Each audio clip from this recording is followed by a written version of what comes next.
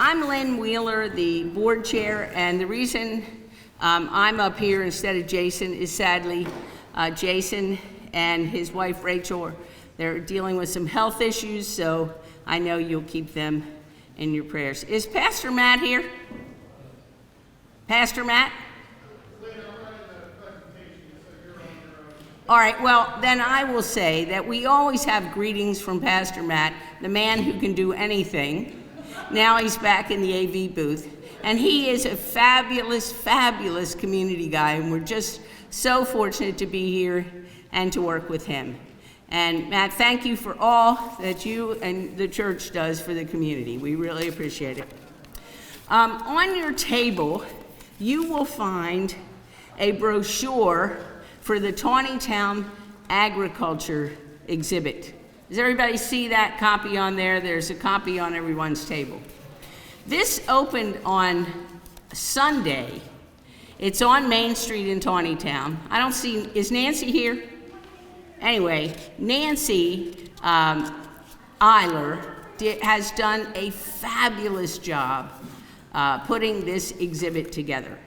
She combed and called in farm equipment and farm photos and wonderful, wonderful things from all over the community. Doris, I know you've been helping her out too, and thank you. It's a fabulous exhibit. It really is. So one thing they're doing that's really cool is they have a scavenger hunt, and they have like 20 things you have to find in the exhibit. So be sure to go up there and check it out.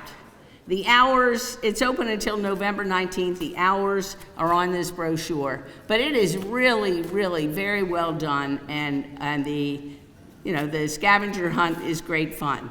And I admire the folks up there for the tremendous work they did to put together very, very interesting exhibits. So I hope you'll get a chance to get up to Tawnytown between now and November. A couple of things coming up. In May, we have Steve Allgaier. You know Steve, he's a fabulous tree guru in Carroll County, and he's going to be talking to us about historic trees in our county. In June, we have a gentleman who's in the Revolutionary War group. He's going to talk. And in July, we have Marty and Ken Hankins talking about their incredible work that they have done to provide Shiloh pottery and all that is engaging in the community there. So they're just some of the things coming up. Also, we're in the midst of formulating our strategic plan. So if you can join us on May 3rd from 4 to 6, we'll be convening in Cockies to get your feedback on the plan. So please look at your calendars and see if you can join us. I believe that's a Wednesday, or it might be Thursday, I don't know, but it's May 3rd. So please try to join us to give us your input on the plan. And now it is my great pleasure to introduce Jack McBride White. Now, I first met Jack many years ago when he wrote the fantastic book, In Carrie's Footsteps, The Long Walk of Warren Dorsey. Did you all have, how many of you have read that book? Good. Then you know that he has a big fan club here.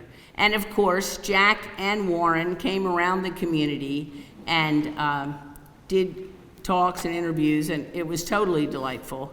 And I'm glad that that was the first Carroll County One book when Jack published it.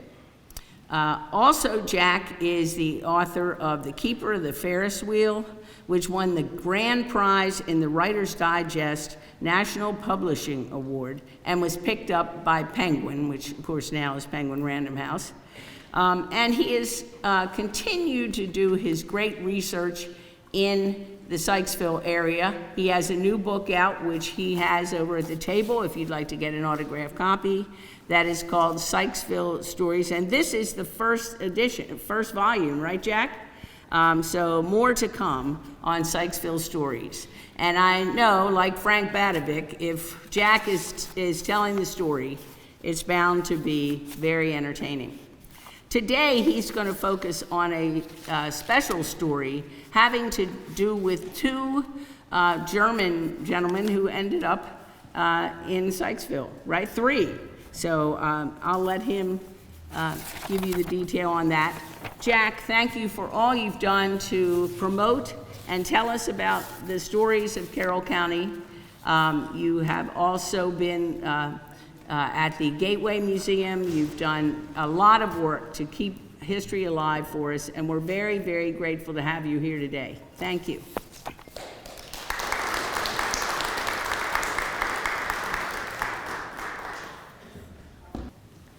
Hello. One thing the pastor can't do is let me click through the slides. So I'm going to be calling on him to do it because there's a lot of cool slides. I'm going to be mainly talking about three doctors who came from Europe to flee the Nazis and ended up in Sykesville. When I wrote in Carrie's Footprints,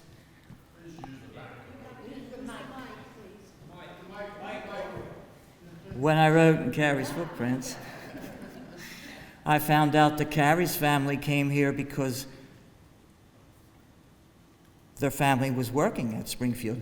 Her husband got a job as a cook in Springfield. Springfield did not take care of white patients, but they employed white people, and most of his family worked there over the years, mostly as cooks.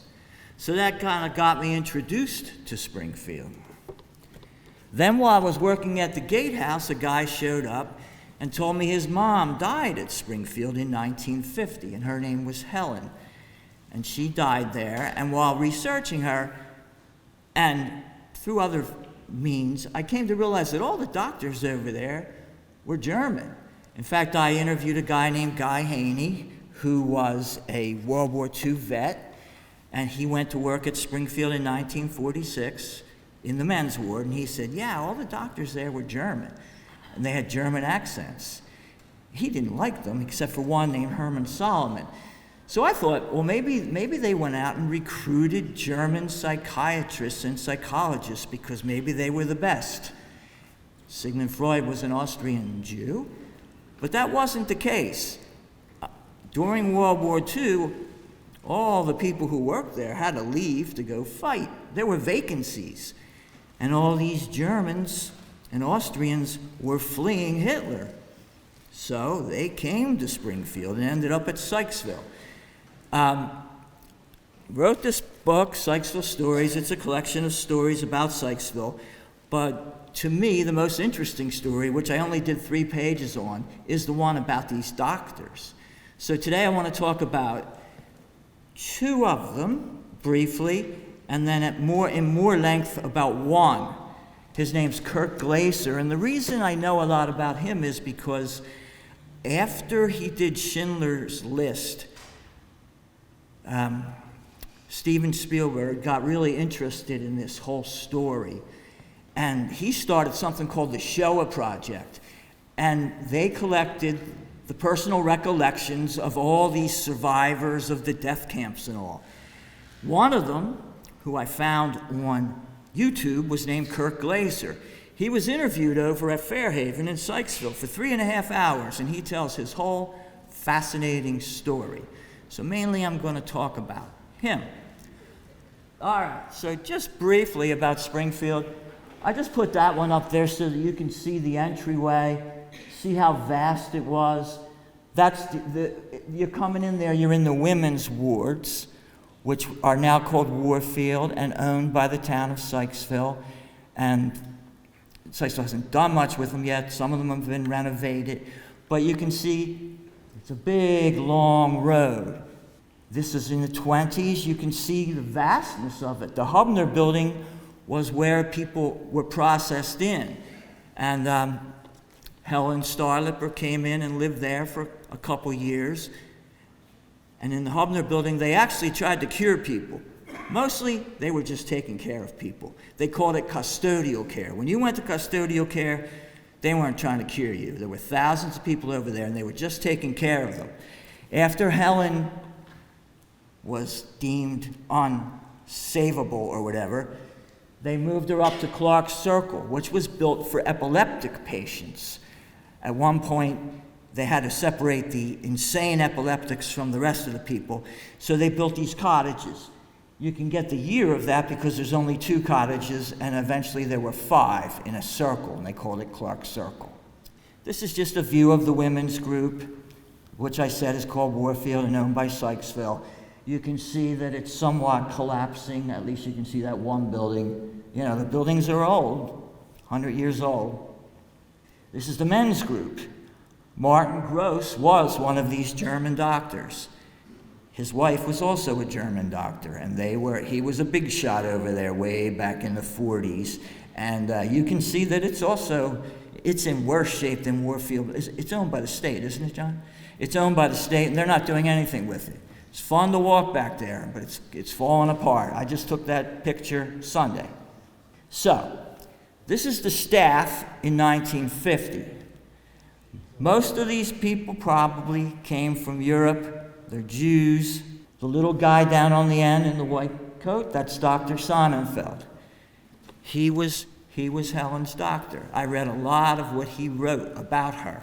He was a very good writer, very articulate. The guy in the middle was in charge. That's Robert Gardner. He was there for many years. Up in the far corner, up in this corner, this is Ellis Margolin. He was the pathologist. He was also Jewish, but he's from Texas, not from Europe. Ilse Kahn's behind him. Right to his left, she's important. Her name is Irene Hitchman, and we'll be getting into her story.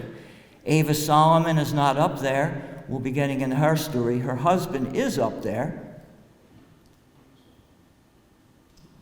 We'll just go with that. Kirk Glaser's not up there. He came to Springfield later. So go to the next slide. So I interviewed this guy named Guy Haney in his house. He's 95. He just turned 95. He's the one who told me about all the doctors he worked for. He worked in the men's room, how they were all Germans. And he told me that Dr. Herman Solomon was the one he liked the best. And he said Dr. Solomon walked with a limp and had been tortured by the Nazis. And that's possibly where I went off when researching all this. But actually, Dr. Solomon wasn't tortured by the Nazis. I don't know why he limped. This is Dr. Solomon's wife, Ava. So Ava was born wealthy. She had servants. She never had to work. When World War I started in 1914, her brother went to war, and she swore that she would not eat until he came back. When he returned in 1919, she weighed 74 pounds, and she was, I think, 18. You can see she was 18, she weighed 75 pounds. And it turns out that she had anorexia. She says she was mentally sick. She had an eating disorder. And actually, many, many years later, they were fascinated by her because she's one of the first known anorexics. But anyway, they stayed in Germany too long. He was also wealthy. They considered themselves members of the German Jewish aristocracy. One day, the Gestapo came to their house. The Gestapo guy was there to investigate their finances, and his goal was to find some sort of a financial impropriety which would give him an excuse to take them away and have them executed. Herman was like this saint. He didn't even think he should get paid for being a doctor. He knew nothing about money. When the Gestapo guy said to him, "Tell me about your mortgage," he whispered to Ava, "What's a mortgage?" And the Gestapo guy was so disarmed by that, he said, "There's nothing here," and let them go. They let them go. Okay, so they had to bribe their way out of Germany. They were allowed to go, and she says they stayed too long. They had to give up everything they owned. Somehow they were able to get to New York City with basically nothing and start a whole new life. You see. So she never learned to cook. She didn't know how to take care of a house. She ended up peddling aprons on the streets of New York. And he was depressed. He didn't want this new life. He was happy where he was. He didn't know what to do with himself. He went to school to learn to be a sculptor. She started nursing. Then when we entered World War I, she started helping refugee doctors. Eventually, she heard about Springfield, and she convinced Herman that he had to go there because he could get a job there as a doctor. And that's how Ava and Herman eventually came to Sykesville. So you see, she said, we belong to the Jewish aristocracy. It was unthinkable that we could be a persecuted minority. They thought they were well off. She didn't realize she was a Jew till someone told her. She grew up thinking that she was a German. Next one. Okay, so there's a lot more to Ava's story. She stayed in Sykesville. She became a big shot over at the hospital. She became in charge of social work. You know, they had psychiatrists and psychologists, but another important aspect of it all was social work, integrating the people in and out of the hospital, trying to get them into homes, and this was a social work function. And a woman named Henrietta DeWitt created this program, and when she died young, Ava took over. They made her retire when she turned 70. She lived to 95 in Sykesville. And if you could just go back a couple to that picture of her. Yeah, this is a picture taken by the Baltimore Sun near the end of her life. And, you know, she had seen all kinds of terrible stuff, but she still says she's an optimist. She still believes people can change. Okay, let's go up there. Now, Irene Hitchman was also a big shot at Springfield, and she got there in 1940. She comes from Innsbruck in the Austrian Alps. Her father was the rabbi of Innsbruck. He died in 1933. At one point, Hitler came to power in 1933 also. At one point, the Nazis said, all the Jews have got to leave Innsbruck now. There were only about 500. Somehow, at some point, she got out. You'll notice that they built a building in her name. There's also a Solomon building for Ava Solomon. Now, she went from Innsbruck to Shanghai to Sykesville to Baltimore. Those are some Jewish people in Shanghai. So here's the thing. You could get out. You could get out of Germany, you could get out of Austria. They wanted you out, but you couldn't get in anywhere. No one would let you in. Shanghai would let you in. Shanghai in China was a big cosmopolitan city. It was an open city. There was a Jewish community there, 22,000 Jews. It was a destination that you could get to.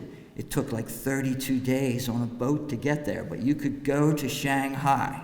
So here we have, look at all these people arriving in Shanghai. I mean, they're all Jews fleeing the Nazis. This particular group sailed from Italy. By the end of the war, there were only 250 Jews left in Innsbruck. So she stayed there, and she ran Springfield. She got higher than any other woman in Maryland's mental health system. She eventually ended up moving to Baltimore. She was very high up, but she started out fleeing to Shanghai from Innsbruck and ended up in Sykesville. Ava Solomon lived her whole life in Sykesville. She either lived on Meller Avenue or Maple. I've seen it, two different stories, in a little home. Okay, what do we got next? So, I'm going back in time a little bit. How did we get to the point where all this was possible? And that started when a guy named Gavrilo Princip, a Serb, assassinated the Crown Prince, or the Archduke Franz Ferdinand and his wife, on the streets of Sarajevo, and started all the dominoes tumbling. So this is a picture of that famous assassination. Immediately, all these things happened. All all in a row. I don't know if you've ever read The Guns of August, but I'll just real quickly. He was a Serb. Austria-Hungary declared war on Serbia. Russia mobilized its forces. Germany declared war on Russia, France, and Belgium. Germany invaded Belgium. England declared war on Germany. Austria-Hungary declared war on Russia. Britain and France declare war on Austria-Hungary. Japan declares war on Germany. I mean, you can read. The whole world just fell apart. It was an amazing disaster, and it led to the rise of Hitler. Okay, there's a man named Richard Glaser. Now we're going to go off on the third of these people I'm talking about. His name is Kurt Glaser. Richard Glaser was a young Austrian. He's about 27. Austria-Hungary went to war against Russia. He went to war. I think he was 27. He ended up as a prisoner of the Russians. The Russians creamed the Germans, but the Austro-Hungarians, they had success among the Austro-Hungarians, which was an empire at the time, Austria-Hungary. They took 2.5 million prisoners, 2 million, this is the Russians, 2 million prisoners. They sent those prisoners to Siberia. When Richard Glaser was sent to Siberia, his wife Hedwig was pregnant. But Richard never met his son. The family, Richard's wife, Hedwig, and her son Kurt moved to Innsbruck when he was 2. They moved from Vienna to Innsbruck. Innsbruck, as you can see, is a beautiful city. But it wasn't beautiful for a young Jewish boy. They lived in a little apartment. They had no running water, no hot water. A grandmom, a mom, young Kurt. He's 2 years old. He's the only Jew in the building. He's the only Jew in his school. Everyone's a Catholic. And there's a tremendous rise in anti-Semitism. In fact, the Jews have been kicked out of Innsbruck hundreds of times over hundreds of years, and it was going to happen again. Because he was so smart, at one point his mother got called in, and the person running the school said, "Look, your kid's so smart, he's getting all ones. Ones was the highest grade. And since he's a Jew, we're going to knock a couple of them down because he'll get beat up. I mean, it'll cause animosity." So she reduced his grades. And it was a Catholic school. And every day they had religion. And when they had religion, they said, "Kurt, you go outside and play, because, this isn't for you." So the priest was a tall, thin guy who wore a white coat, and he was really nice to Kurt. And one day he's being real nice to Kurt, and Kurt thinks, this guy really likes me, and he's probably trying to get me into his religion, but Kurt was not into religion at all. Jewish, Catholic. Anyway, at the end of that class, Kurt's out there. All the kids come out, and they start pounding him with rocks. Cut him all up, stitches in his head. The priest in the white coat had just told them that the Jews killed Christ. And that was the end of his friendship with that priest. So, the years pass. Kurt's 6. Finally, in 1921, the Russians are letting the prisoners come home from Siberia. The war started in 1914, so Richard Glaser's now 34 years old. He's been sort of free in Siberia. They didn't have to keep a good watch on the prisoners because there was nowhere for the prisoners to escape to, even though he tried twice and failed. And Russia had fallen apart. There'd been a civil war, a revolution, the murder of the Tsar. Finally, the Bolsheviks were in power, and they said, all right, send these guys home. So they send them home, and they're coming home on trains. Hundreds of trains full of Austrian prisoners are pulling into Innsbruck. And the Red Cross has given a list of names of who's on each train. Richard Glaser was never on one of the lists. They're waiting and waiting. The train station's packed with people. They're playing all this Austrian music. And he's packed in there with his mom and his grandmom, and the trains keep coming. His name's never on the list. Finally comes the last train. It's got 2 cars. The first car has a list. He's not on it.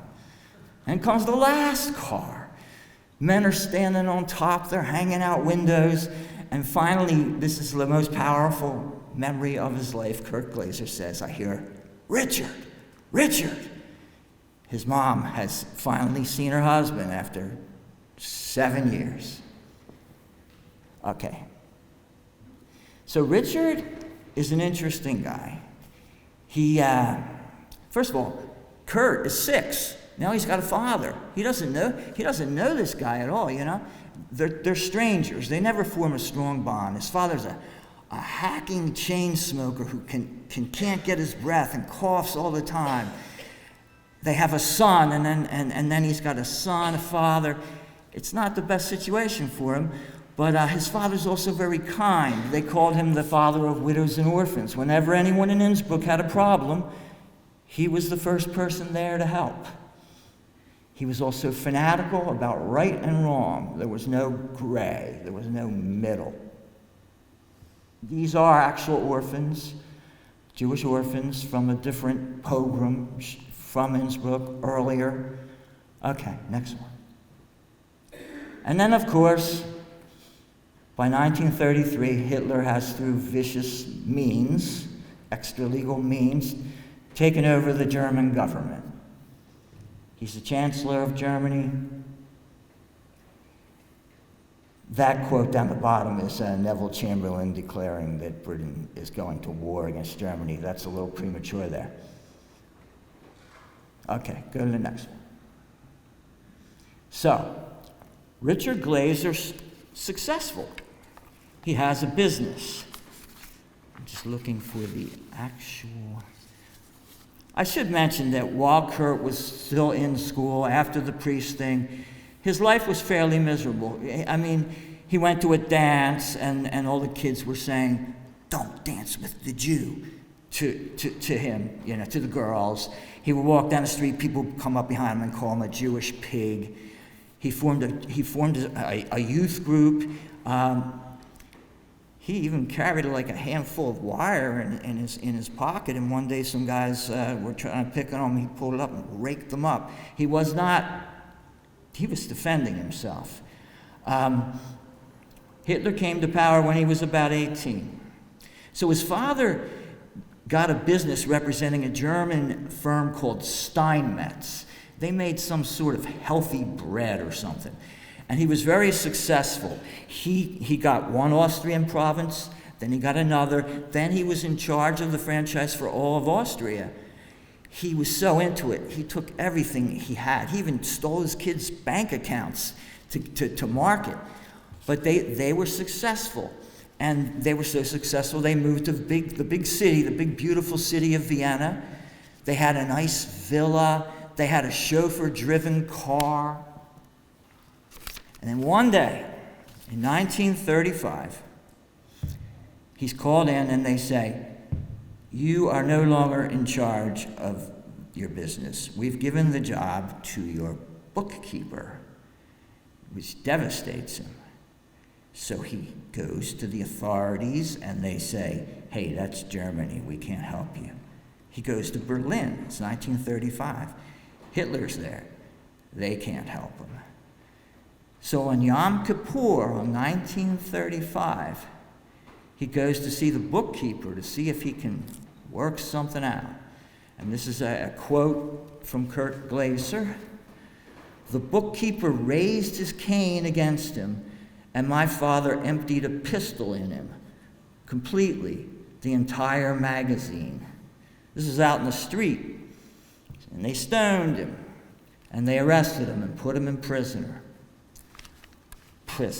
While all this was going on, Kurt, who was a brilliant student, was studying medicine in Vienna. He was almost finished.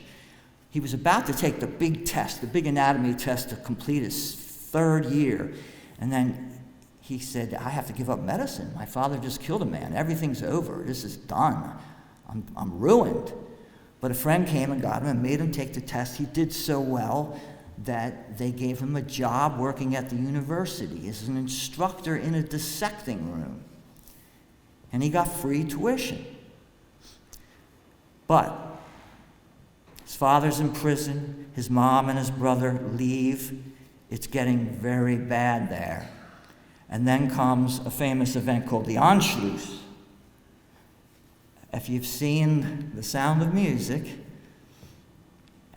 when what are they called? The Van Tropps family, the father's all upset. It's the Anschluss.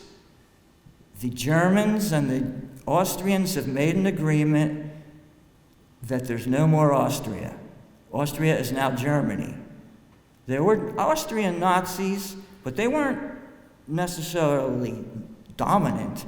But ultimately, after a lot of trauma, Germany swallowed up Austria. So here they are, coming in, March 12th, March 13th. Kurt goes to see his father in prison, and his father says, "Get out now." He's looking at him through a screen. "Get out now. Everyone, out now." Well, Kurt didn't get out in time. He's living on the 5th floor of an apartment. He's trying to get through school. He's supporting himself. He's all alone. He's just a young man. Then comes Kristallnacht. This is very famous. This is when the night of broken glass, when the Nazis just let it all fly and burned synagogues and broke all the the Jewish businesses, broke all the windows. The night of broken glass. I mean, this was like a real turning point where these guys are serious. This is not something that's going to pass over. So, Kurt Glaser is living in an apartment building, and then 2 Nazis come to get him. Someone had drawn a hammer and a sickle in the building. And as Kurt said, so of course it must be the Jew. They take him outside of the building. He's arrested. He's thinking about running. He's thinking about all kinds of stuff. One of the guys blocked the window so he couldn't jump. When he goes outside, he sees a scene like this. The Nazis are making the Austrian Jews scrub the streets. Kurt said with toothbrushes, although I didn't read it that it was done with toothbrushes. They're scrubbing up some stuff that was put out. There was going to be some kind of vote about whether or not to join Germany, and now they have to scrub that stuff off the streets, hands and knees. And you can see the guys looking behind them. If you see their faces, they're enjoying themselves. They've got smiles. They enjoy that humiliation. When they were picking up these Jews, they were jumping out windows. That's why when they came in to get Kurt, one of them went straight to the window. This is an actual shot of somebody preparing to jump out a window. He was captured. He was taken in. He was captured. Okay, next one. So, he's captured, and where they take him, they have a list. And on the list, everyone on the list is going to Dachau, which is the first death camp. And they keep him 3 days, but he's not on the list. So they let him go. He runs home, packs up what little he can. He's got friends blocking the windows and doors. He packs up, and he gets out of there. Now he's on the run. He's on the run in Vienna. He's trying to get out, but you can't get out. He's going to embassies, Argentine embassy, Chilean embassy, places he doesn't even know. He goes to the American embassy. They tell him where to go. He goes into the room with his visa. There's no one in there, but the entire room is filled with paper, stuffed with all these other people trying to get out. He tosses it in. He says, oh, well, I guess I'm not going to America. But someone gets him a ticket to Shanghai. It's a way out. He gets what's called a transit visa. He's got to go from Vienna to Switzerland. He's got 7 days in Switzerland, maybe 8. Then he's got to get to France. Then he's got to get from France to London. And then he's got to get on a ship for Shanghai. He gets into Sweden and he tears up his visa. He's not going anywhere. He's staying in Switzerland. He stays in Switzerland. They speak 4 languages in Switzerland: Italian, German, French, and some other obscure language. And he can speak German, of course, but he can also speak book French. He settles in with a Jewish community in the French area. They take care of him. They keep him hidden. He gets into the University of Lausanne and finishes his medical degree. Have you ever seen The Empire of the Sun? That's another Steven Spielberg movie.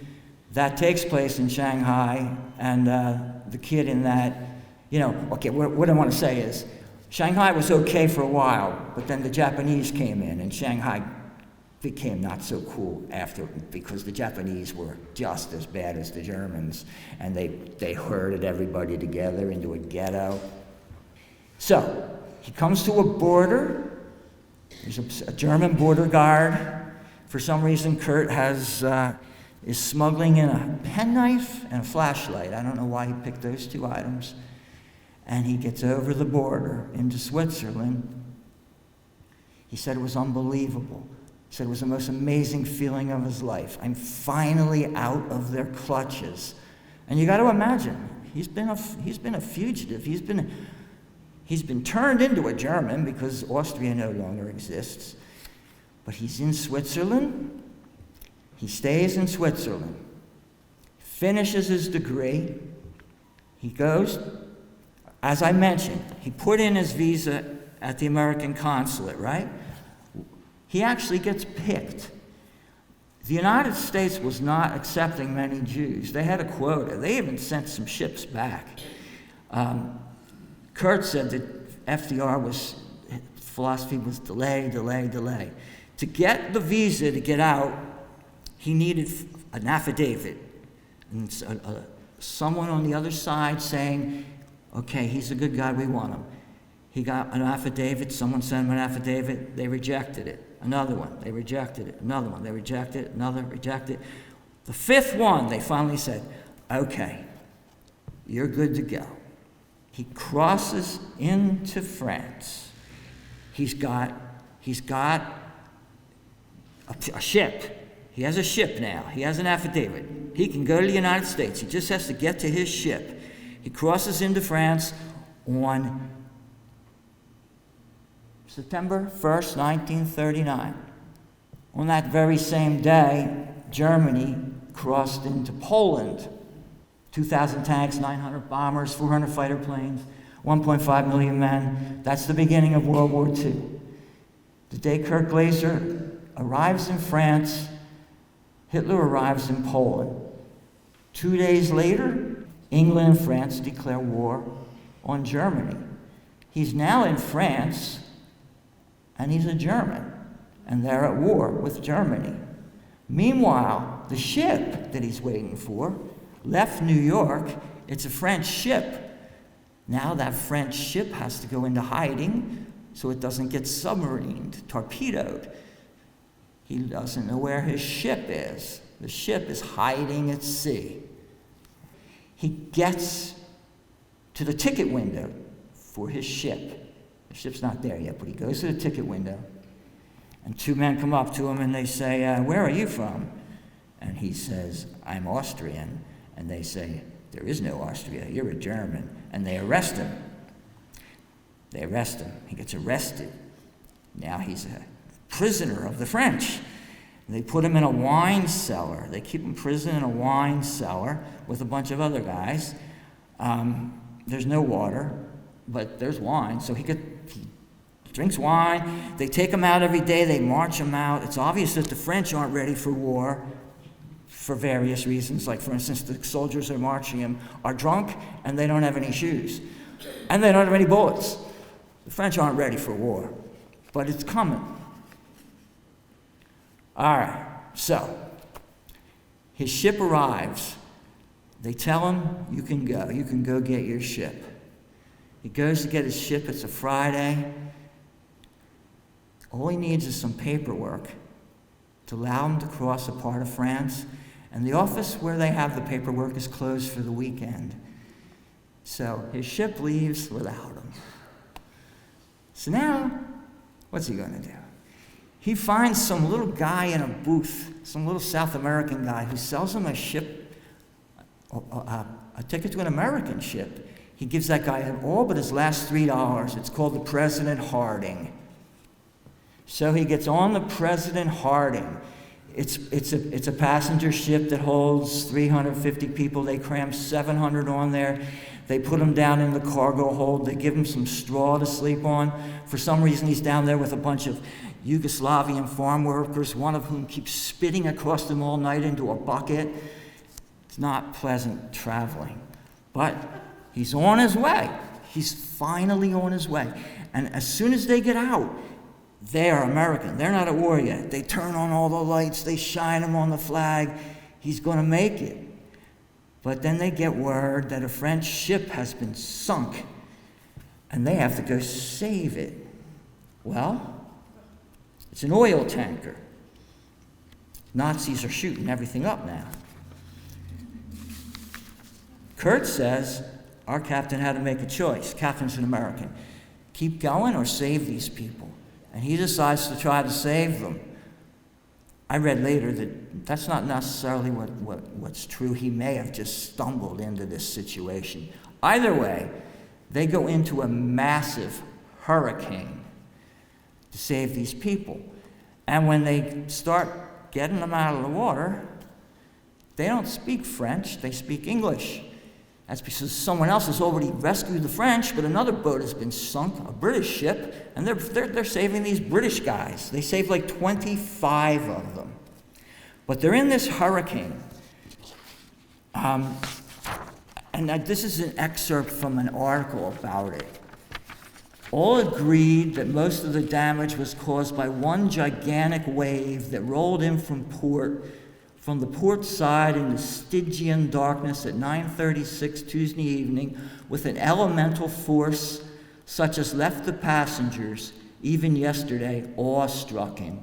It heeled the vessel over on her side, and from stern to stern, and from bridge down to the engine room, every movable object and nearly every person aboard were thrown into a pile to the starboard. Almost instantly, the interior of the ship was transformed into a mass of debris.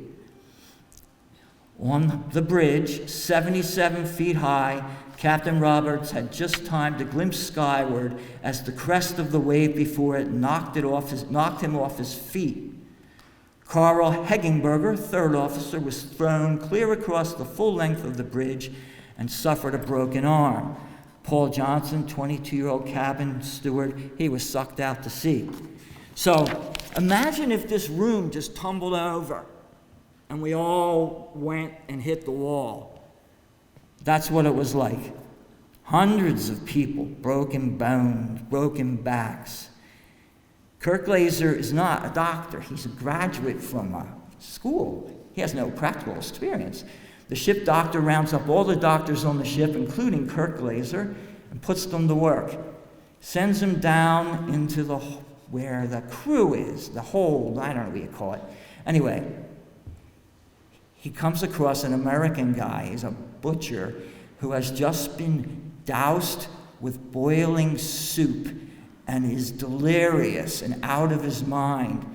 They tie him down, and Kirk Glaser has to go get morphine for him. And he doesn't know this guy. But he's gonna go get morphine for this guy. To get the morphine, he has to run from one side of the ship to the other in these amazing waves. He said that the captain had to drive into the waves, and the screws would come out and make all this noise, and it was horrible. So to get to the morphine, he's got to run across the ship with the water. Next one, please. So, they tie a rope. There's a rope on the other side, and there's a rope on this side. They put a rope under his arm, and he's got to run across the ship with the rope under his arm.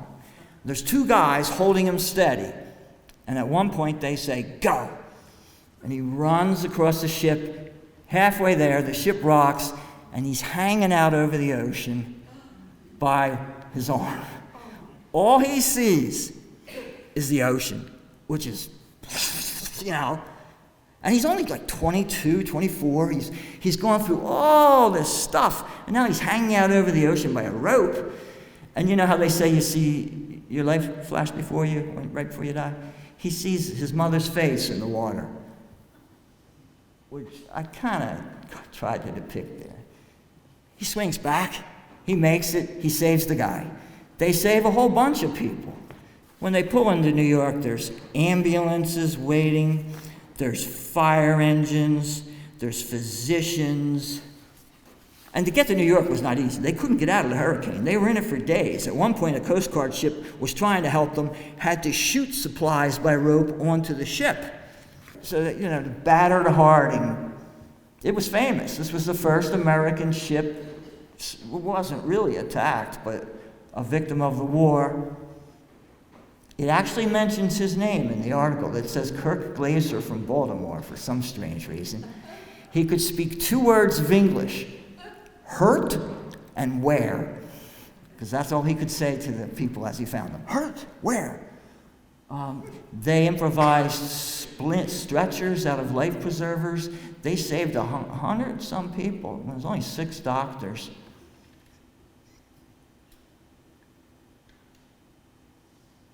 So he made it to New York.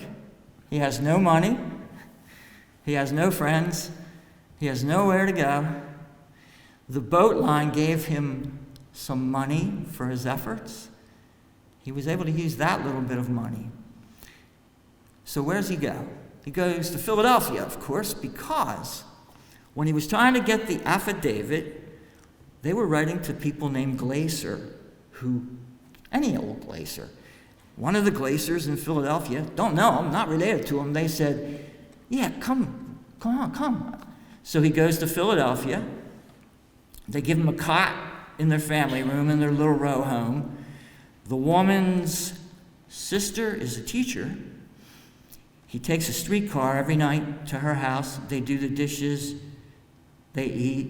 She teaches him English. He comes home late at night on a streetcar. He becomes friends with the streetcar driver. He learns English in 2 months.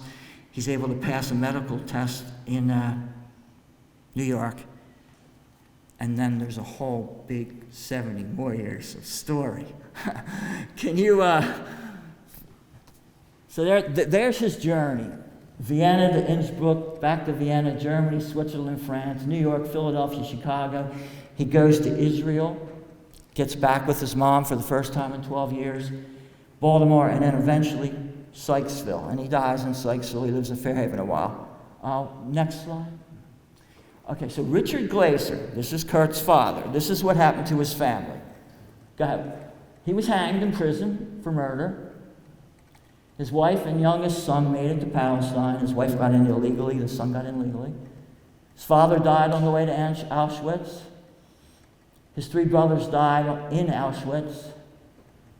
2 of his brothers' wives died in Auschwitz. The youngest of the 3 wives was liberated by the Russians. Ava Solomon, she lived to 95. She was 94. She stayed in that house in Sykesville till the very end. Irene Hishman, she made it to 77. Kurt reunited with his mother in Israel in 1951. He hadn't seen her in 12 years. He saw her from the boat, standing on the side. It was just like when she saw Richard.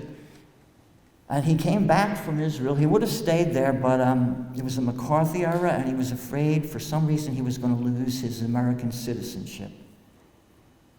So she came, his mom came and lived with them. She died in 1982. And Kirk Glaser lived in Fairhaven, I believe, for the last 13 years of his life. He set up a youth wing at Springfield. He came to Springfield later. The other 2 came to Springfield right away. He came later. Okay, any questions?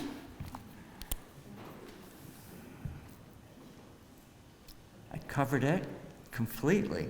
Well, let's give Jack a round of applause. Okay.